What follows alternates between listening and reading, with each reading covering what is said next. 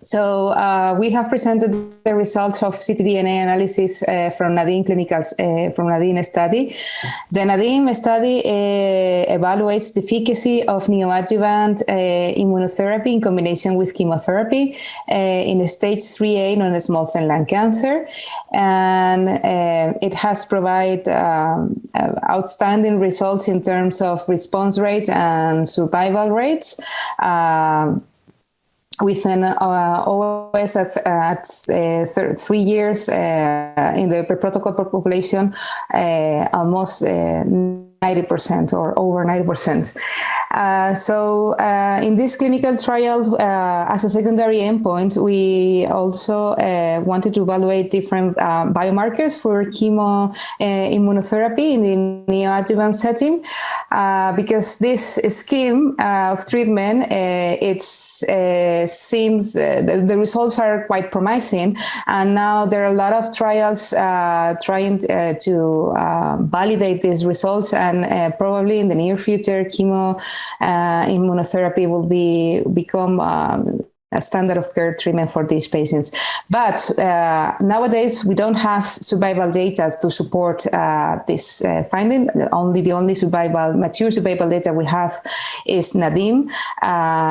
And the sample size is a small sample size, only 46 patients, and it is not a randomized trial. So there is the CheckMate ongoing trial. And one issue that needs to be addressed is that we need faster endpoints for clinical trials development. So we don't want to wait until 4 years OS, or we need to wait for that, but it would be good if we have good survival surrogates that can inform us if what we are measuring, if the treatment we are testing or evaluating is indeed good for patients. So in this way, we evaluated several biomarkers, and we've seen in the NADIM clinical trial that circulating tumor DNA clearance is indeed a good prognostic factor, because it significantly predicts overall survival, long-term survival. And indeed, it predicted long-term survival better than tumor response assessed on CT scans and according to RECIST criteria, which is the standard procedure. So we believe with this that ctDNA ctDNA clearance is indeed a good prognostic factor and can be validated as a surrogate for long-term survival in these patients. There are some issues, though, that need to be clarified, because the analysis of the quantification of circulating tumor DNA is not a standardized procedure.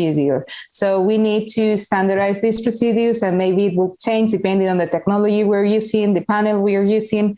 And but we need to do this, because otherwise we cannot compare or validate results from one lab to another.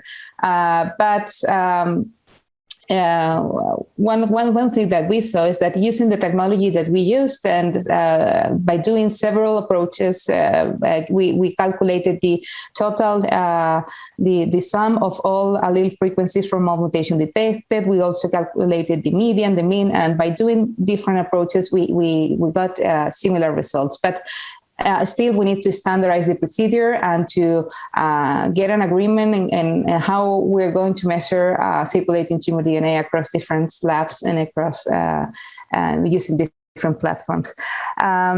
Another issue is that we need prognostic factor for to identify patients who get real benefit from these treatments, because TMB has been shown that it's not TMB, which is a prognostic factor for immunotherapy, does not work for the combination of immunotherapy and chemotherapy. And the same results we've got in the NADIM clinical trial, so we don't see that TMB is a good prognostic factor. But pretreatment level of circulating tumor DNA will indeed predicted very accurately long-term survival in these patients. So pretreatment levels or baseline levels of circulating tumor DNA have been shown to be prognostic in very different situations, and especially in EGFR positive non-small cell lung cancer patients, we have a lot of papers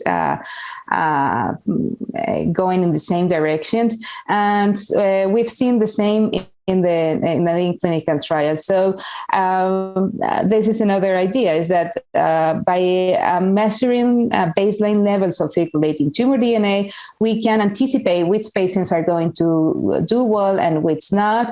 And maybe this can be used in future trials and in the future by oncologists to tailor subsequent treatment and to be more alert with some patients that you may know they are not going to, they are at risk of progression and death, and maybe surveillance have to be closer and so on. So I think both circulating tumor DNA analysis can serve to as a faster clinical trial endpoint in the neoadjuvant scenario, and also as an important prognostic factor to assess the risk of patient of progression and death before treatment, and that might be useful for oncologists and new designs of new clinical trials. I think the NADIM clinical trial is the first trial with pre-treatment assessing the prognostic factor of pre-treatment circulating tumor DNA in the neoadjuvant setting with chemo and immunotherapy.